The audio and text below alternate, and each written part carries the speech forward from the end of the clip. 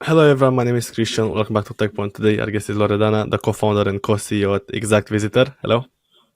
Hi, Christian. Nice to meet you here. It's a pleasure to host you on the podcast. First of all, please tell us what is ExactVisitor. So ExactVisitor is a website tracker for people, for actual people visiting your website that haven't filled up a form. They are not in a marketing funnel.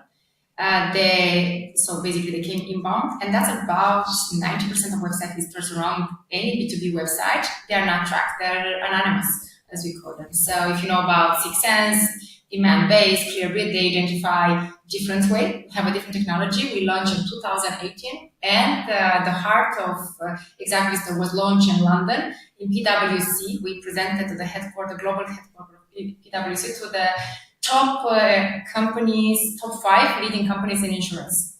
And we were the first one to identify the people on the website. Okay, and you say 90% of visitors are not completing any form, right? That's crazy.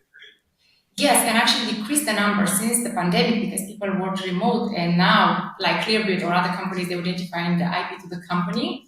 And now people going remote, they could not identify anymore where these leads are coming. And this is a big problem. So it decreased actually to 5%, 6%. It's really important who are your visitors, right? So there's SMBs, they have mid-market or enterprise, and that's a different setup, and they have a different position online, right? What would you say is the biggest problem that you solve with the tool? The number one thing, so what we identified before we launch ExactVisitor, we work in the outbound work. So we have all this army of teams, sales and marketing, trying to align them for one goal, to get more leads interested in the product. But they could not measure all the outbound teams. They were making so much effort going to the events, cold calling, cold emailing. And that's a lot of effort, right? That's a lot of time. But then inbound leads were coming. Were they tied into the accounts? Was it possible to have a system to put the two words of the inbound and the outbound? So it's inbound led outbound, because actually some of the intention and the word of mouth was created by the outbound team, but it was not being able to be mapped at the account level. So it's like an orchestration tool for the accounts and their interest, right? We have, of course, the intent data. This word of intent, and what is important for companies to capture and know when to talk to your ICP. Because, okay, this ICP is matching your TAM, total addressable market, but is the right time to talk to them? So when we realize that we can track the person, not just the company, and know all the journey they have on the websites, starting from where did they come from? Did they come from a paid ad? Did they come from a referral? An affiliate? Did they click on a UTM parameter? What journey they had? How many times they visited in the last 12 months for those enterprise deals? Now, are they ready to go forward because they click on specific links, maybe a use case that they spend more time? And now you should actually reach out, because our customers reach out from the moment they identify it on the homepage. You should not wait. So the lead comes, we identify the email, the person, right? And then we connect with them on LinkedIn, we email them, people are willing to talk. And from a technical side, how does it work? I don't know, explain it as easily as possible for people. It's one-click integration. It's a JavaScript that you put on your website. And outside the visitor tracker, so it takes 5 minutes, then we have as well website personalization, Christian. What it means that there is dynamic website personalization. So let's say it's coming an enterprise customer to us, to our website. They might or might not see a pricing based on the region they're coming from. Exactly. Wow. So you can have, instead of pricing, request to them, leave your information. That is super important. Or if you come from Germany, instead of just write the general, we track visitors for websites, B2B companies, we track visitors for Oracle in Germany, Vigets, and you can speak German, Vigets. Or if he's coming from Spain, a Spanish website, right? ¿Cómo estás? Aquí estamos para ti. So you can speak Spanish. Your website can talk to your customers, visiting to the persona, to that buyer. And it's like, wow, That is Okay. personalization. Yeah. Yeah, I think this is really important nowadays, especially. But how do you know the leads that are coming, or the email, the LinkedIn address? What can you share on how it works? Thank you for the question. So, of course, this is the most asked question. I had it today in the crowd. I presented to 10 C-level from a very big company. And we've been building a data network. And this started in 2018. And it worked. So we focused only on enterprise early days, right? So it was like, because we could not understand if the SMB market. So it's a data network. We don't buy data into any other network, like the demand base of the world, that is 6sense, right? So it's our own data. And Okay. some of our customers, they can request to just not share data with anybody, even within our customers. So they just keep close their own data that they track, and it's Right. going not to be shared, which is very important. Okay. And that's about it. And does the tool have any external integrations? Of course. So we have integration. Let's say you use HubSpot. We have integration policy here in Salesforce, HubSpot. You have an account now, right? You've been targeting this maybe since 24 months. Mm-hmm. And you have some decision makers or champions you connected with them. But now we identify another decision maker. What ExactVisitor does, sends the lead under the account. You're going to receive a new name, a new lead, and what pages that they visited, the time they spent under that account, and the account user that is managing that account will get a notification, reach out to those new leads. So that is for existing accounts that are in your pipeline, but you could not reach out yet, right? It was not the right moment. So the integration is we want salespeople to click as less as possible. And another thing, when we don't identify the person and we identify the company, as well as connected to other tools, where it's prospecting the personas you want at scale, you just don't need to do anything. It's just connected to the email of that sales rep, to as well writing on LinkedIn, and it's going to send those messages automatically to the persona, so prospect automatically when we don't have it. I love that. It's really helpful for salespeople. How about the pricing? How does it work? Pricing right now, so it's free for up to 500 leads. So that it depends. It can be some customers will use the credits in a month, in 2 months, in a week. And we just focusing now to get on the door, people to use it, to understand the technology, and it's free. And when you want to use more credits, you actually have to pay. So all the integrations are included for free. It's getting a notification to Slack, to the CRM, into your ExactVisitor account. And as well, another thing, Christian, when you have multiple domains, you have a login and you can enter to see visitors for different countries. Let's say we have customers, very big enterprise, they have website .fr for France, .ch for Switzerland, .de for Germany. So they go and see, and every team has access to the leads in their region. That's done from one account, entering the multiple sub-accounts. Okay, thank you for explaining. Thank you for explaining. Yeah. How about the market? How do you see the market, and how is ExactVisitor different from the rest of the competitors? So the market, it's incredible now after the pandemic. So we start actually outbound sales back in 2019 and 20. Yes, exactly the pandemic. So it took a lot of time and effort to have conversations, and we focused on the enterprise and specific niches. But now, in the last 2 months, we wanted very much to get any software company that can use it and use the tracker, because as one of the super integrations we have that they can just benefit to get leads. And it's any B2B company is using us now. So we get so much inbound leads. And it's well about the motion. Inbound, yes, it's actually supported by outbound, right? Why? Because these two niches that go together, these two departments, finally they can talk on one platform, meaning as well when you do a lot of paid ads and you have a lot of budget, we have customers, they have about 3 million a year in paid ads. Now they will see more visitors from the same budget.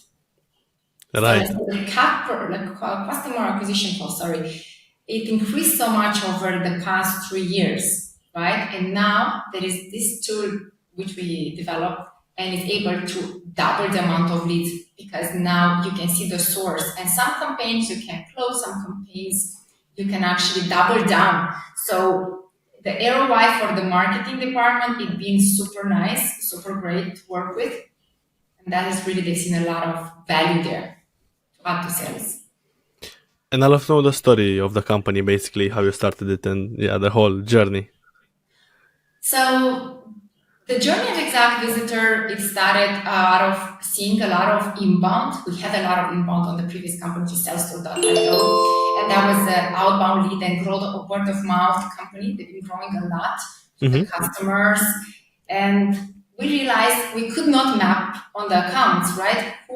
How are we going to say where are we going to put our money, right? What is it? To do outbound sales teams or to get more customer success and how to go. So we had teams in Phoenix, in Scottsdale, had teams in Boston. We had always remote teams, yes, before the big remote wave. And that it really helped us to move very fast. And that it really helped us to actually get feedback from the customer. We meet with a lot of customers, we talk in person, we train a lot of customers.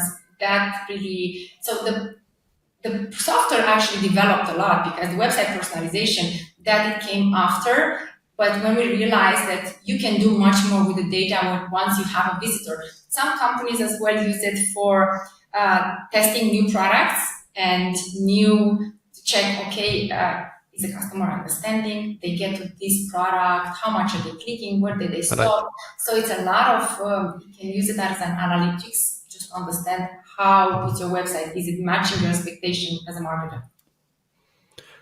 And how did you come up with the idea? I guess you faced the problem in the past, right?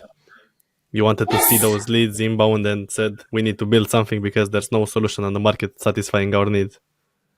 you have right. So I like very much Clearbit, right? So I'm actually, we're not competing, and I knew about the other companies in the market. They were very expensive as well. So like Demand Base and 6 Sense, ultra expensive, and not all customers could actually afford to buy it. SMBs, even mid-market, European companies are quite skeptical about spending a lot of money compared to US companies because we don't fundraise that much and we don't want to go so much into the venture world, let's say, right? So knowing this game, and I've been talking, we partnered a lot with a lot of VCs, top from New York, I cannot like Axel and many VCs that we've been talking, and they love what we're doing. And when we validated as well, one of the biggest banks in the world came to us and they said, guys, I'm tracking the person. This is closing the gap between inbound and outbound. That was their explanation.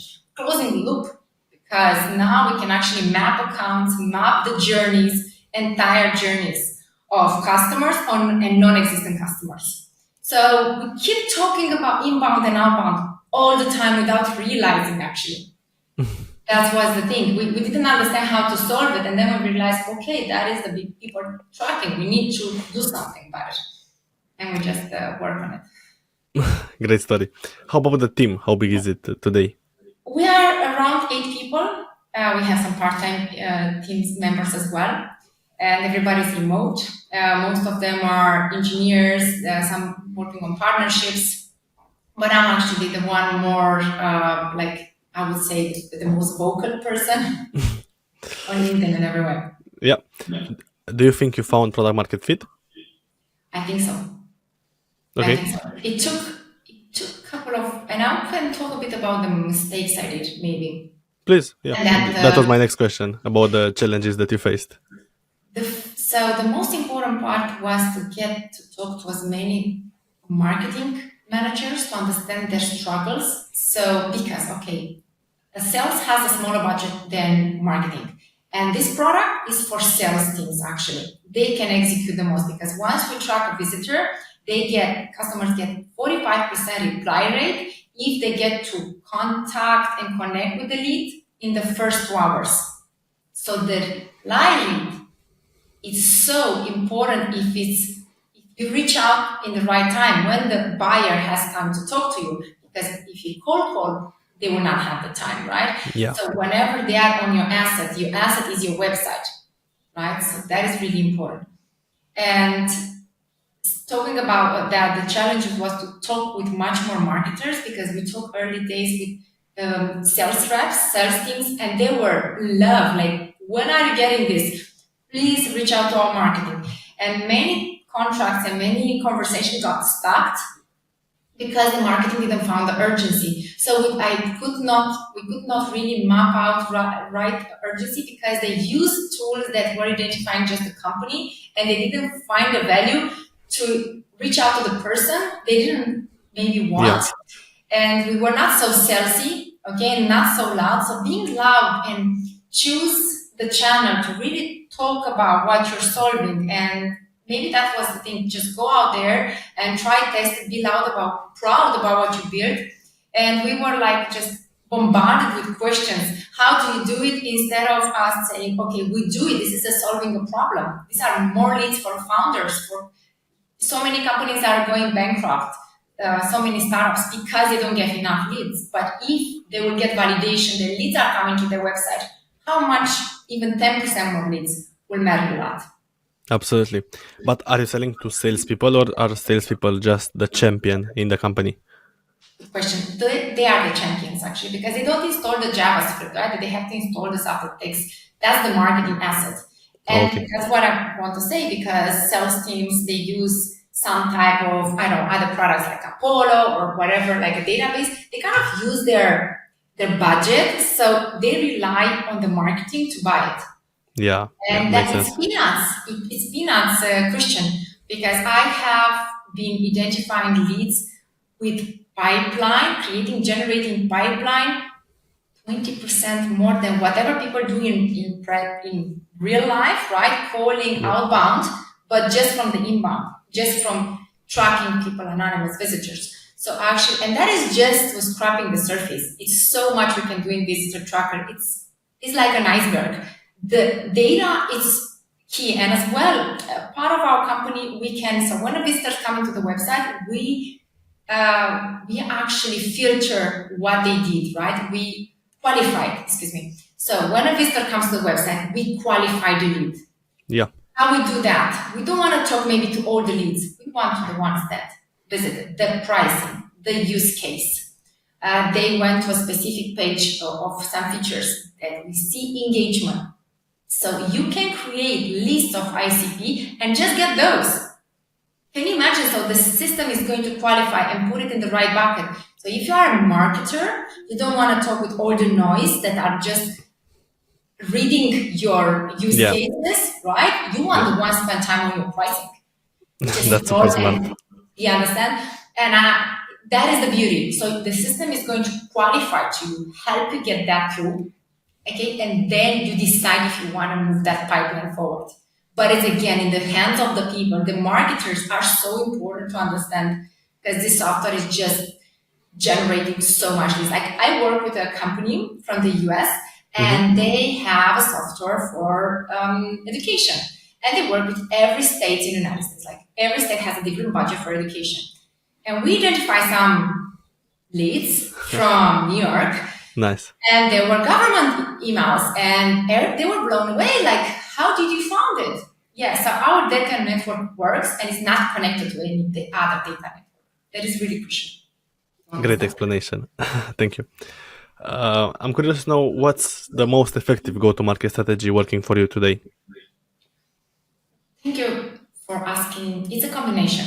So we use social selling. We reach out aware. So we are aware about our TAM, total addressable market, and we're reaching to specific accounts that have salespeople with a specific sales growth. So I will go actually deep, right? When I use Sales Navigator, I love it. I love LinkedIn.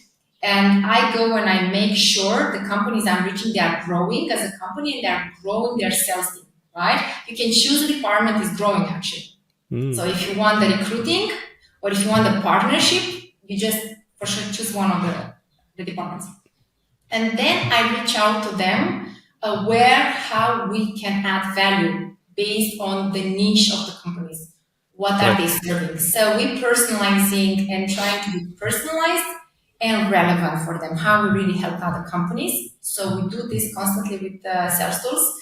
One other partner tool, and it's just done. And as well, the social selling is reaching out, breaking into accounts and conversations on LinkedIn, commenting on people posts, okay, and then connecting with them, and then creating, building a relation. Actually, building Yes. rapport is very important, and not actually at all just pitch, ask for feedback. This worked very much for us. I want to just share this, ask for feedback. My number one playbook, where I had 45% positive replies. It was in every language that you can think, from German to Dutch, Italian, Spanish. It was about asking for feedback. It was not to sell. It's just making awareness. So again, the number one go-to market, make sure you founders, I've been in your shoes, just try to use the tool to create awareness at mass. Of course, you can use your voice, your founder's voice. I think that is really important. I haven't used it enough. I want to say that. And every time I talk, I realize I haven't used it enough. So use your voice, use any means you can. Don't follow or don't try to copy everybody, because when you dig into many people, some things are fantasy. It's like every company decides what type of marketing. I love Salesforce. So my biggest inspiration was Mark Benioff, and it's going to be forever, is because he found a product that added the value to the right persona, to the right customer at the right time. And it evolved on and on and on. So our journey, and it's not going to finish here, it's just going to start to help the sales, the business development, and the marketers.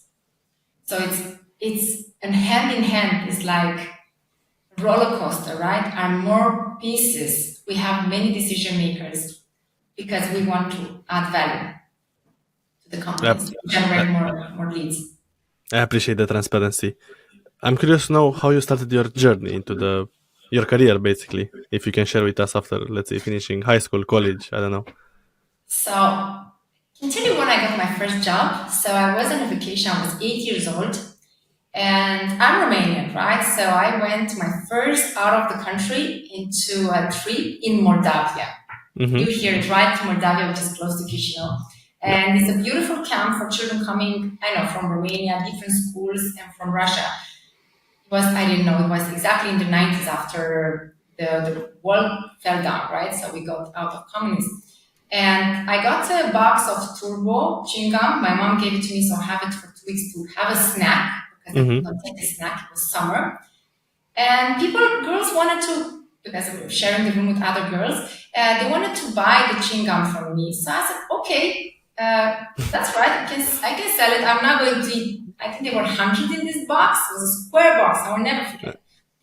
And that was my first time experience. And I bought my mom a present from the money. It was very interesting. I bought myself a book from music. That started. And then I graduated university in Bucharest. I worked in multinational in Deloitte and Ernst & Young. I was exposed to a lot of high growth companies. I traveled the world. I wanted very much to grow a company. I wanted to build businesses. This is my journey. It's not just to do something, a little bit of, I wanted to do the hard work. And building a startup is not easy. It's one of the hardest things I ever done. And I've been working in Berlin when we had the office. So we started in Copenhagen with our first office and Fredericksburg there. And then we moved to Berlin and we went a lot to the States where we were going to customers all the time, to San Francisco or Phoenix or Boston, New York.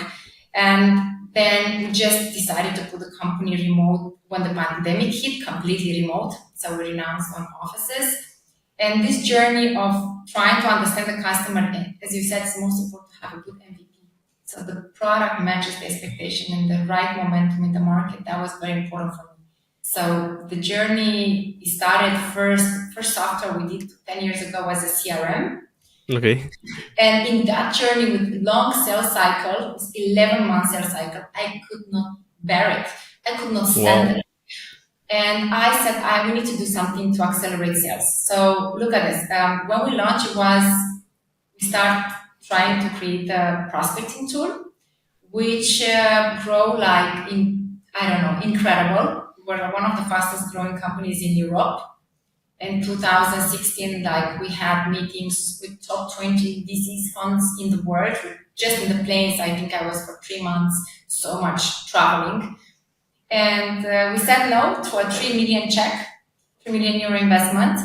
And it's a lot happened after that. And I'm so happy and grateful because I wanted to be a bootstrap, because I just wanted, it's a different feeling to have money from investors, which I appreciate and I think is a great idea.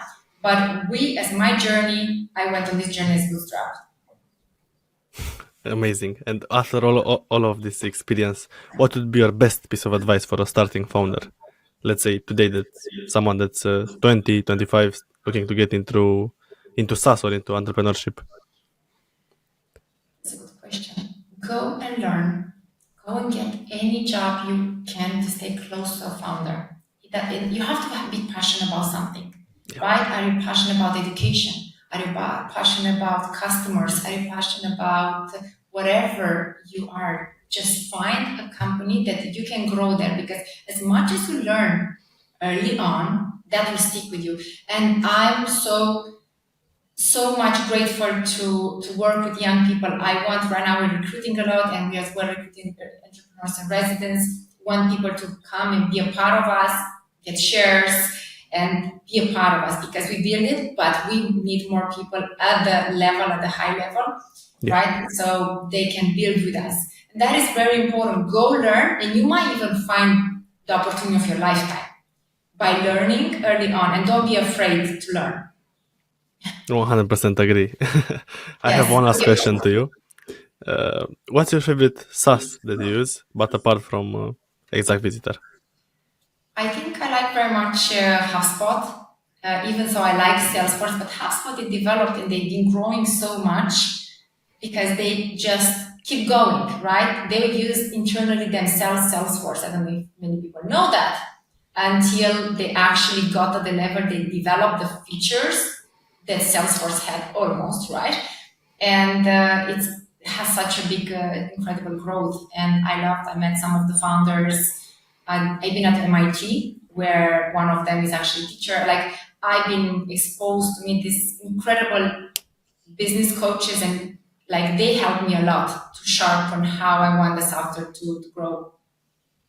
Thank you so much.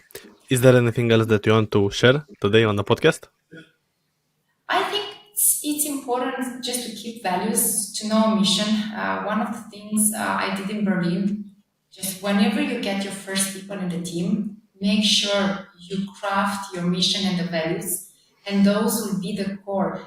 You go back to that mission in every hardship of the company, in every hardship between team members, because sometimes actually something you cannot keep everybody around. And if you say the why you cannot, because you need to accelerate, you need to grow. The mission of a founder is not to feel comfortable. I left my comfort zone over a decade ago. And that's getting your head down and actually really grounding and understanding, you gotta just be the underdog. So many times it's such a lonely job to be a founder, but such a great one when you realize the value you bring to the customers, right? So you have to know that why you're doing it, the values and the mission of your company. It's really important to explain yourself, but not actually to explain, just to really find the best way for you to go throughout out hardships. Because like every champion, look at all the sports people, right? Any champion, they have more failures than wins. That's what it is. And in startups, not every startup is great. Not every company has a perfect, a perfect story. So you gotta pivot fast, move fast, have the right people, and remember why you're doing it. The mission and the values. That's perfect. I appreciate everything you shared today. I think it's been a great conversation. It's been like 5 minutes for me. So yeah, thank you so much. I appreciate you joining us. Thank you, Christian. See you soon. Bye.